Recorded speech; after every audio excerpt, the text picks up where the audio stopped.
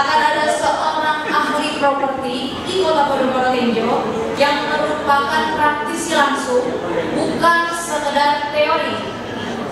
Beliau merupakan certified trainer dari Mr. Tun Desemwaringin, pelatih sukses nomor 1 di Indonesia, The Best Agent Aku Podomoro Land 2024, dan Top 1 Agent Kota Podomoro Tenjo 2024. Siapa dia? Siapa dia? Kita sambut Bapak Aris Konsultantio. Oke, Bapak Ibu, sebelum kita mulai acara kita pada hari ini, saya mau ajak teman-teman semua, Bapak Ibu sini buat main games dulu ya, biar kita happy ya.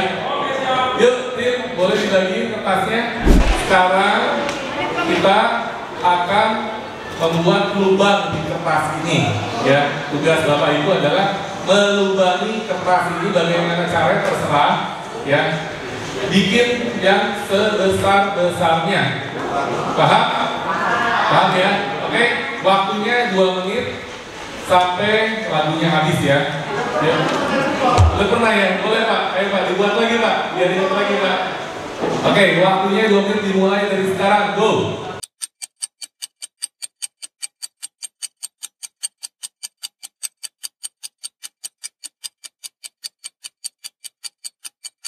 Oke Bapak Ibu, boleh diangkat hasil karyanya ke atas ya. Siapa yang paling besar? Akan lihat semuanya ya. Ada yang lebih besar dari saya? Diangkat. Lebih tipis lagi tuh. Ibu ini hampir Bu. Ya, ibu hampir ya Bu ya. Oke. Ya, hampir ya Bu ya, hampir ya. Apa sih makna dari games kertas ini? Kertas ini kita umpamakan sebagai Kota Podomoro Tenjo ya. Tadi ketika Bapak Ibu melubangi ya, ketika Bapak Ibu melubangi kertas ini, semua dari kita bisa melakukan menjual Kota Podomoro Tenjo. Setuju Bapak Ibu ya? Setuju ya? Semua dari kita bisa menjual Kota Podomoro Tenjo. Tapi kenapa kertas yang saya buat bisa lebih besar dibandingkan yang Bapak Ibu buat? Karena ada caranya, betul sekali Bu Adel ya. Jadi beda cara bisa beda hasilnya Bapak Ibu ya di sini ya. Saya Aris Konsultantio, selamat siang Bapak Ibu semua. Dalam 30 menit ke depan kita akan belajar mengenai bagaimana cara menjual di Kota Podomoro Tenjo dengan kemungkinan 80% berhasil. Kita akan bagi menjadi 3 poin. Yang pertama, kenapa kita berada di sini? Yang kedua, kenapa orang harus membeli dari kita? Dan yang terakhir, cara closing dengan kemungkinan 80% berhasil.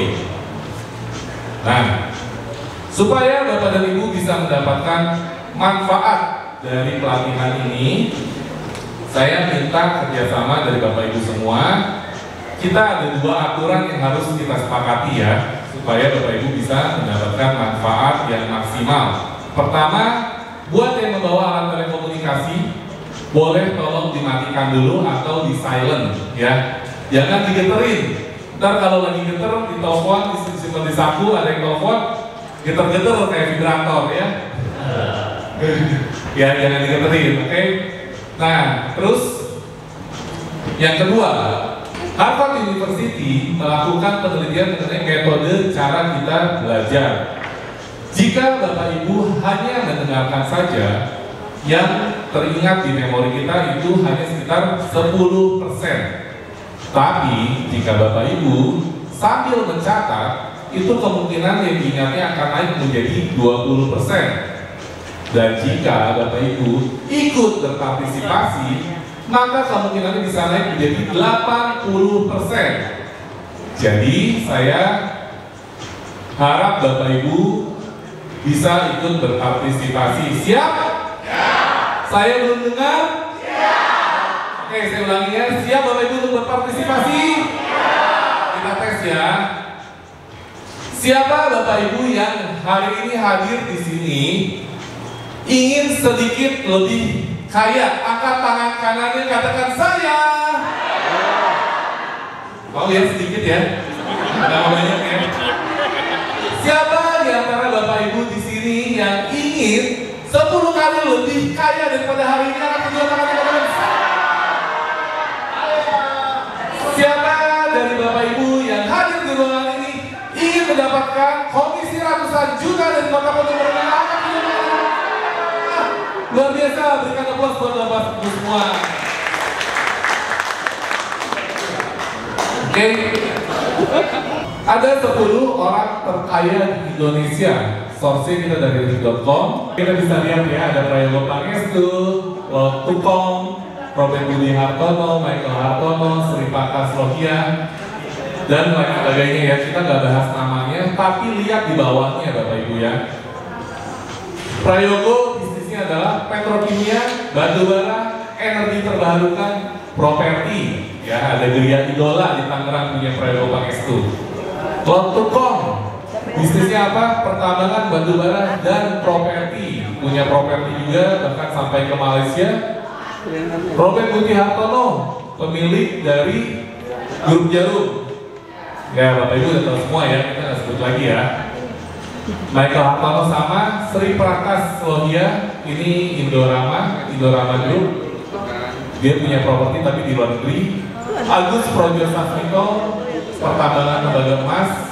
Kemarin saya research di Google, belum ketemu propertinya di mana. Tahir Family sudah pasti pada grup, ada real estate, saya Tanjung juga udah tahu. Joko Susanto, saya belum lihat datanya, dan Lim Haryanto, pengusaha properti. Jadi yang sudah ada datanya terbukti pengusaha properti ada 8 orang dari 10. Artinya di sini Bapak Ibu sebagai pengusaha properti ya. Kalau kita mengikuti apa yang orang kaya lakukan, maka kita akan menjadi kaya. Betul sekali Bapak, luar biasa ya. Jadi Bapak Ibu sudah sangat amat tepat ya berada di sini.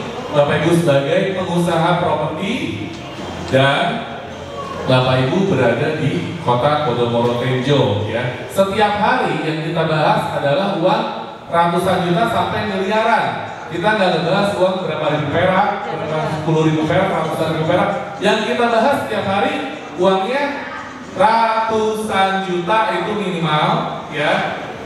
Kalau Bapak Ibu jual ruko ada yang harganya 1 miliar ke atas ya. Jadi disinilah Bapak dan Ibu calon-calon orang kaya berikutnya.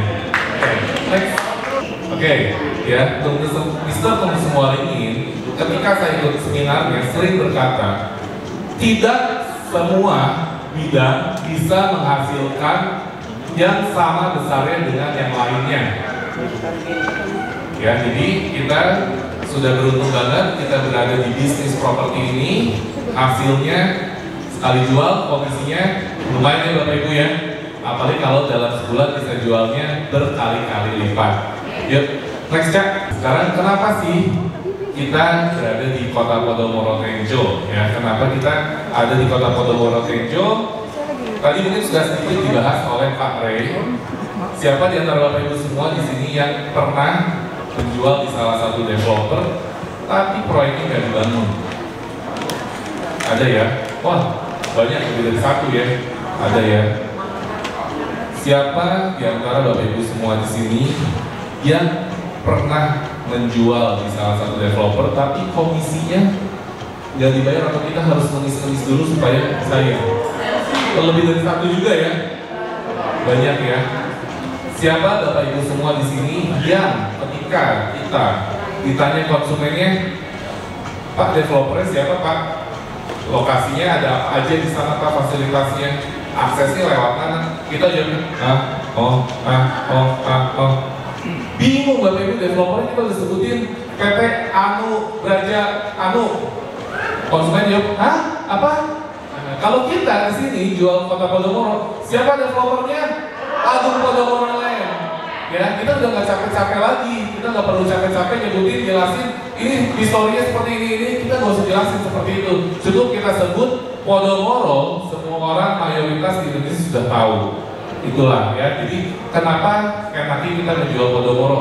Kemudian cak berikutnya tadi disampaikan oleh Pak Ray, kita fasilitasnya bukan cuma mimpi, bukan masih di angan-angan, fasilitasnya sudah jadi dan sudah terrealisasi ya. Jadi kita sudah ada bukti nyatanya di Podomoro Tenjo ini. Tidak perlu banyak keraguan lagi mengenai komisi, mengenai propertinya pasti dibangun, dijamin pasti aman karena Podomoro Tenjo pasti menjaga nama besarnya ya. Di sini investasinya udah triliunan, nggak mungkin komisi kita yang cuma ratusan juta nggak dicairin. Oke? Next Cak. Sekarang kenapa sih orang harus membeli dari kita? Ya, kenapa orang harus membeli dari kita? Next. Ada 5 alasan why people buy from you. Ya, ada 5 alasan kenapa orang membeli dari kita. Kita sebut dengan bahasa mudahnya tempe mendoan 3 PY. Ya, tempe mendoan 3 PY. Maksudnya apa? T-nya satu adalah tahu. Ya, jadi kita nggak mungkin orang membeli dari kita kalau orangnya nggak tahu. Itulah tugas kita sebagai marketing, kita keluar-keluar sebanyak-banyaknya supaya orang tahu. Siapa Bapak Ibu di sini yang dari semua kontak yang ada di HP-nya udah tahu bahwa Bapak Ibu semua sebagai agent properti? Udah semua kontaknya ya? Wah, luar biasa ya. Masih ada yang belum? Nah, kalau yang masih belum, minimal teman-teman kita link 1 kita atau link 2 kita itu harus tahu profesi kita sebagai agent properti. Jadi ketika teman-teman atau saudara kita ada yang membutuhkan, Bapak dan Ibu pasti yang dihubungi pertama kali. Seperti itu ya. Kemudian yang kedua adalah supaya orang tahu ya gimana caranya. Yang kedua, kita ada fasilitas di Kota Podomoro Tenjo ini, ada pameran ya. Kita ada pameran di sini. Jarang banget loh developer besar yang memperbolehkan agensinya untuk jaga pameran. Makanya selama kita di Podomoro Tenjo ini agent boleh jaga pameran, yuk manfaatin semaksimal mungkin buat memperbanyak calon customer Bapak Ibu. Gitu. Nanti untuk detailnya seperti apa bisa menghubungi Pak Bagus dan Ibu Elmi ya untuk mendapatkan jadwal pamerannya. Yang pasti jarang banget, manfaatkan kesempatan ini ya, jaga pameran. Kita sekali pameran tuh eventnya biasanya Podomoro tuh miliaran. Kita nggak usah ngeluarin modal, kita cukup datang aja, kita sebar brosur, manfaatkan semaksimal mungkin. Yang ketiga, supaya orang tahu bagaimana caranya, kita bisa melakukan iklan ya. Nah, iklan ini ada yang berbayar, masih tahu ya. Saya nggak bahas terlalu banyak sih, ini hanya sekilas saja. Saya akan bahasnya, sekilas saja nanti karena kelasnya nggak cukup cuma 30 menit. Nanti mudah-mudahan saya dipanggil lagi oleh Kota Podomoro Tenjo untuk mengisi acara training ya. Nanti paling pentingnya saya mau bahas adalah bagaimana cara closingnya. Yang ketiga, Bapak Ibu bisa beriklan ya. Iklan ini kita bisa sekarang sih zaman digital. Bapak Ibu semua saya rasa sudah pada pinter untuk iklan digital. Saya nggak bahas untuk iklannya di sini. Yang pasti iklan digital bisa juga dari medsos ataupun dari marketplace ya. Itu salah satunya dan masih ada lagi poin 4, poin 5. Untuk hari ini saya nggak mau bahas ini. Kemudian next Cak. Selain tahu, orang harus mampu ya. Supaya selain tahu, orang harus mampu. Kalau orangnya nggak punya duit, kira-kira bisa beli rumah?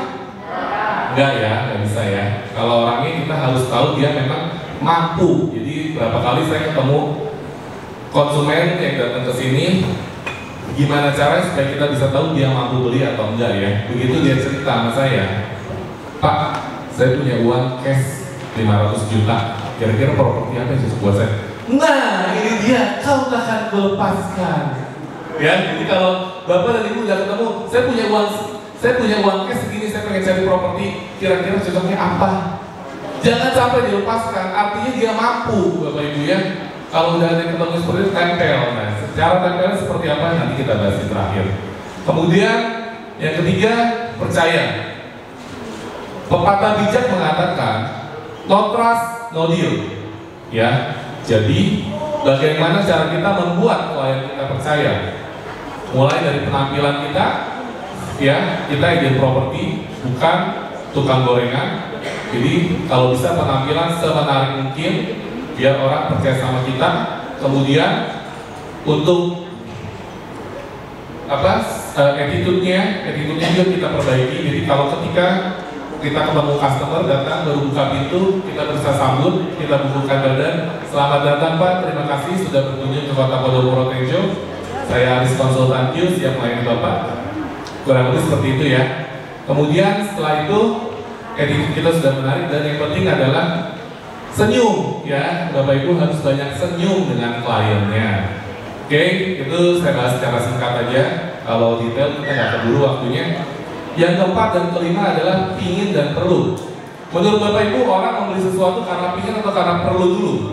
Perlu ya? Perlu ya? Oke, sekarang saya tanya. Bapak, yang baju hitam ya, mohon dengan Bapak siapa Pak? Pak Tengku.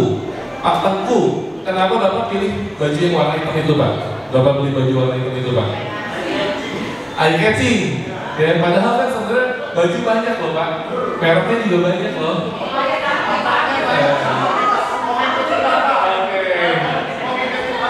Jadi banyak alasan orang membeli lebih karena ingin, bukan karena perlu ya. Ini yang perlu kita buat gimana caranya supaya dia pingin. Karena ketika dia survei, kita presentasikan produknya sudah bagus, kemudian fasilitasnya bagus, orang pasti pingin dong. Nah itulah yang harus kita buat dan itulah yang harus kita jaga. Karena orang yang pinginnya cenderung labil, pulang dari sini kerasukan banyak jin. Ya pulang dari sini kerasukan banyak apa? Pokoknya pulang dari sini banyak orang yang merasuki lah ya. Ada 3 gembok buat menjaga orang supaya menghindari ya. Kita berusaha meminimalisir orang supaya nggak keracunan dari yang lainnya. 3 gembok yang pertama adalah ketika mau closing, saya selalu misalnya orang itu masih pikir-pikir dulu ya, saya tanyakan kembali. Atau misalnya dia sudah reservasi pun tetap harus kita kasih gembok ini, jangan sampai dia belajar ke yang lain. Sudah booking pun kalau bisa tetap dilakukan 3 gembok ini. 3 gembok ini biasa digunakan oleh sales agent asuransi dan ini efektif banget. Pertama, kita harus tanya sama customer kita, Pak, Bu, namanya siapa? Misalkan saya contoh Agus ya. Di sini ada yang namanya Pak Agus? Nggak ada ya? Oke, aman ya, saya kenal Pak Agus ya. Pak Agus, mohon izin Pak, kalau boleh tahu Pak, Bapak kira-kira tertarik sama Podomoro ini kenapa Pak? Ya, jadi gembok yang pertama kita adalah untuk mengunci dari brand kita ya, Podomoro. Biasanya orang aja, iyalah Podomoro brandnya udah di mana-mana, saya udah tahu. Di Jakarta saya punya ini, nah kemudian ini. Jadi kita ingatkan lagi supaya dia dan supaya konsumen sendiri jualan, bukan kita yang jualan loh. Kita cuma nanya doang, Pak, kira-kira bagus, kenapa ya Bapak memilih Podomoro ini? Yang jualan kan konsumennya, bukan kita, ya. Itu poin 1. Poin kedua adalah, oke Pak, jadi Podomoro Bapak sudah percaya ya. Yang kedua, kalau Aris boleh tahu Pak Agus nih, kenapa Pak Agus milihnya dari sekian banyak Podomoro, kenapa milihnya di Kota Podomoro Tejo? Biar dia jualan lagi tuh, harga terjangkau dan fasilitasnya miliaran, begini begitu, itu konsumennya yang ngomong, bukan kita, ya. Jadi biarkan konsumennya menjual, gantian kita yang dengerin. Nah ini penting ya. Kemudian yang ketiga adalah, ini yang paling penting Bapak Ibu ya. Yang ketiga ini paling penting. Oke, Pak Agus, mohon izin Pak, sedikit testimoni aja kalau boleh. Aris, mohon izin. Kira-kira kenapa Pak Agus percaya membeli dari Aris? Nah, ini paling penting Bapak Ibu ya. Karena banyak klien yang sudah belinya lewat kita, berikutnya ada masalah atau pembatalan, tiba-tiba beli lagi sama tetangga sebelah kita atau sama teman sebelah kita karena klien tersebut merasa lebih percaya. Jadi transaksi booking sama kita dibatalin, kemudian booking lagi sama tetangga, gitu. Karena produknya sama, ya. Jadi disitulah yang Bapak Ibu perlu jaga. Gembok dulu, biar konsumennya, kliennya jualan. Kenapa sih Pak Agus ini mau sama Aris? Mungkinkah si Aris itu ganteng? Atau mungkinkah menarik? Ya, itu contohnya ya, itu Bapak Ibu nanti bisa Bapak Ibu bisa cari tahu lah apa kelebihan Bapak Ibu semua. Yang terakhir adalah perlu ya. Kalau Bapak Ibu ketemu orang yang perlu itu udah enak banget, tinggal sesuaikan aja sama budgetnya ya. Karena di sini kan ada Pak Bagus dan Ibu Helmi juga yang siap membantu Bapak Ibu mengenai produknya. Sekarang kita masuk ke poin 3, cara closing dengan kemungkinan 80% berhasil ya. Jadi produknya udah bagus, rewardnya sudah menarik. Jangan sampai Bapak Ibu bawa klien ke sini, Bapak Ibu udah jauh ya, cukup jauh ya dari Jakarta ke sini. Begitu nyampe sini nggak closing, sayang banget kan Bapak Ibu ya. Nah sekarang saya akan bahas gimana cara closingnya dengan kemungkinan 80% berhasil. Next, sales terbaik adalah orang yang kita ngomong, setuju? Setuju. Enggak ya? Betul. Ada yang nggak setuju ya?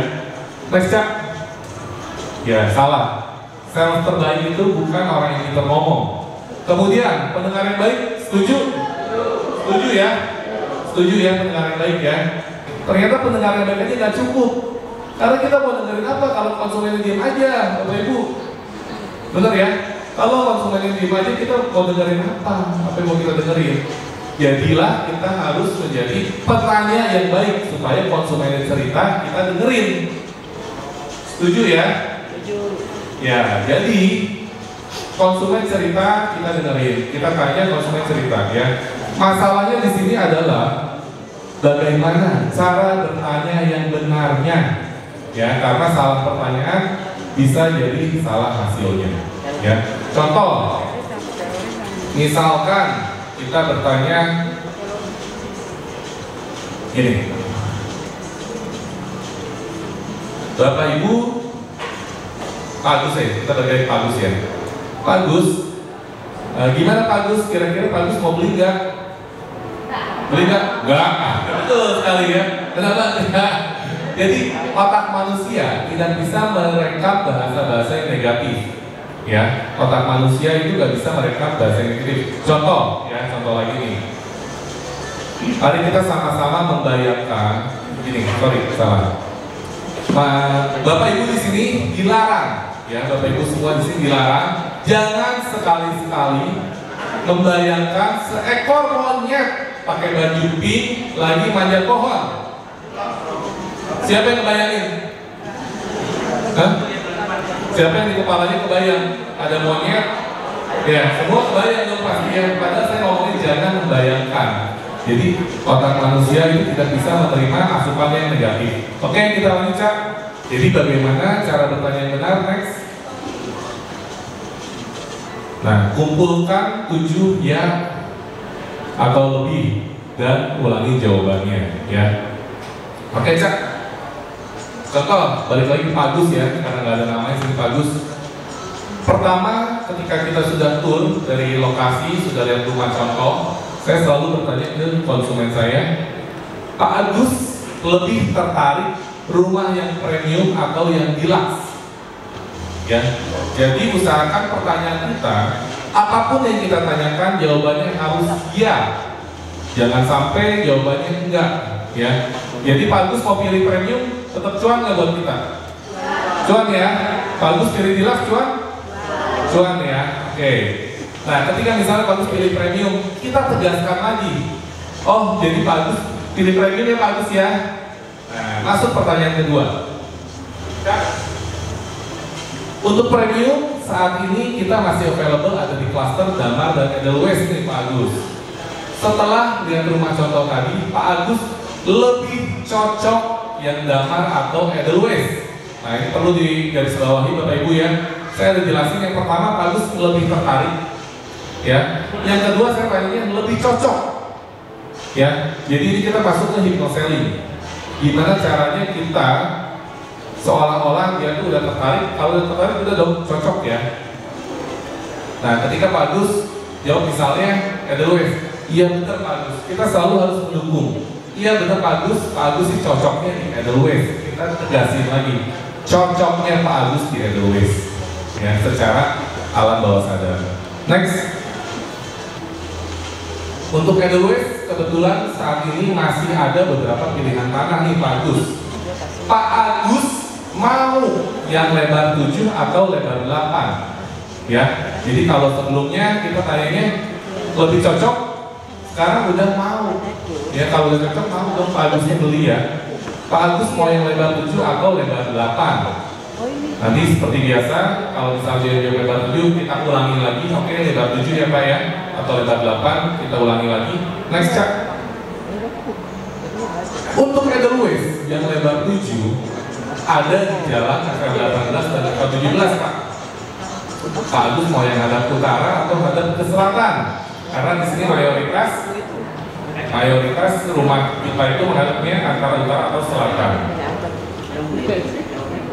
Ini kelebihannya adalah rumahnya nggak akan tersorot matahari secara langsung karena matahari bersinar dari timur, kemudian matahari terbenam dari sebelah barat ya. Jadi ini nggak kepanasan. Saya biasa jawabnya seperti itu. Next, untuk rumah Pak Agus, atapnya mau yang limas atau yang segitiga Pak? Oh itu sorry typo sedikit ya. Jadi untuk Edelweiss Bapak Ibu mungkin udah tahu ya kalau di sini atapnya ada 3 fasad. Kita jangan kasih pilihan 3, bingung orang Bu. Pak, pilihannya tetap cuma boleh 2 ya. Nanti dari kalau misalnya dia pilih yang segitiga baru kita jelasin lagi. Oke Pak, yang segitiga ini ada 2.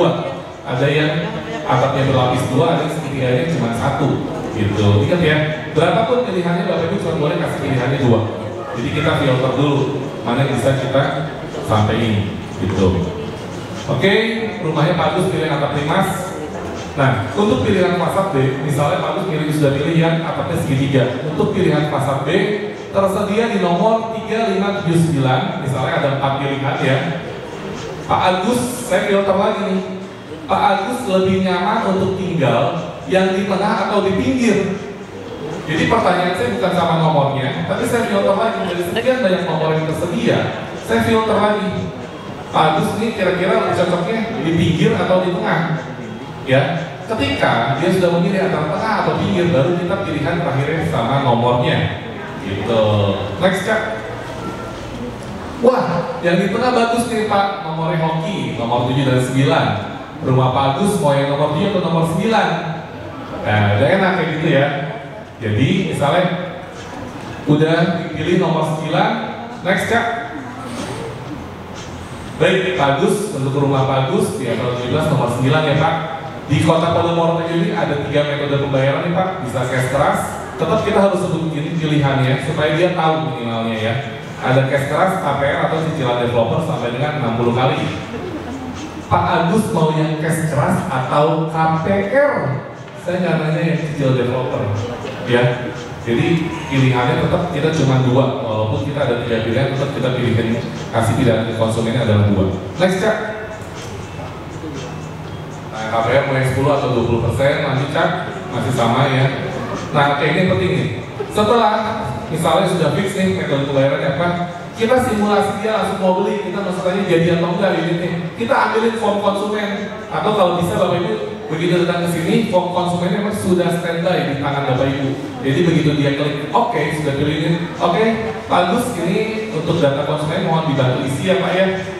Nah, dia nggak usah bayar dulu loh ya, kita tes dulu, tes kecil, suruh ngisi data konsumennya dulu. Kalau dia nulis tuh, nah itu berarti kemungkinannya bertambah menjadi 50%. Tapi kalau buat apa? Saya kan belum cocok atau belum apa, nah itu berarti kita harus bahas lagi mengenai handling objection-nya. Tapi saya nggak bahas hari ini mengenai handling objection-nya karena waktu saya udah mau habis nih ya. Habis ya? Oke, bentar lagi Bapak Ibu ya.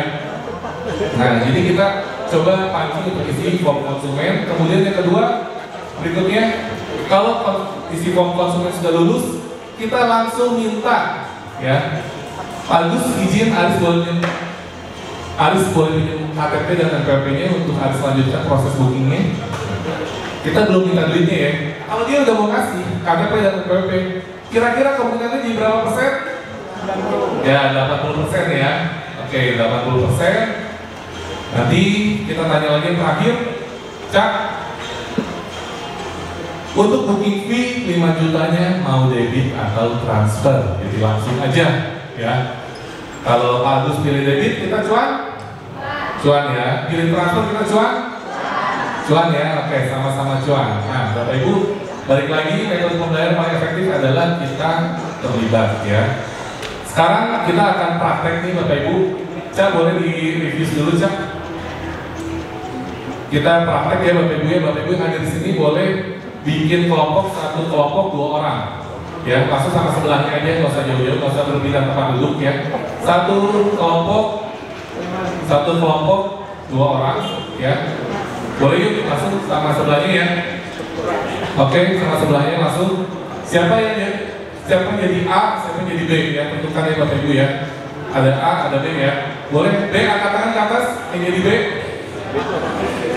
Oke ya, yang jadi B angkat tangan ke atas ya. Dan B panggil ke A, buka A. Kamu yang jadi pembeli duluan ya. Oke ya Bapak Ibu, praktekin sambil baca. Mundur lagi Cak, sekali lagi Cak. Bapak Ibu boleh sambil baca, nanti saya akan minta perwakilan 2 orang ke depan yang merasa sudah bisa ya. Nanti kita akan kasih hadiahnya. Oke ya. Yuk, waktunya untuk A 2 menit ya. Bapak Ibu boleh berdiskusi sekarang ya. 2 menit ya. Silakan sambil dibaca sambil praktek Bapak Ibu. Boleh nanti ya Bu ya. Latihan dulu sekarang. Yuk silakan. Waktunya 2 menit.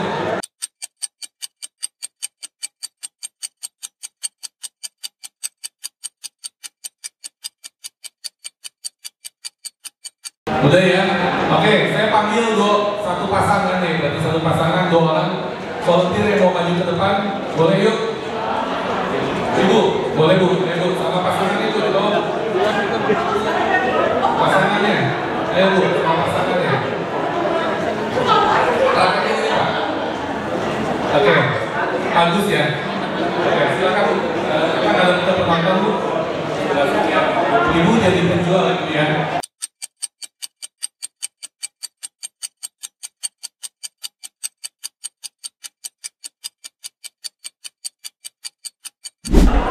Hari ini kita sudah belajar mengenai yang pertama adalah kenapa kita harus bisnis properti.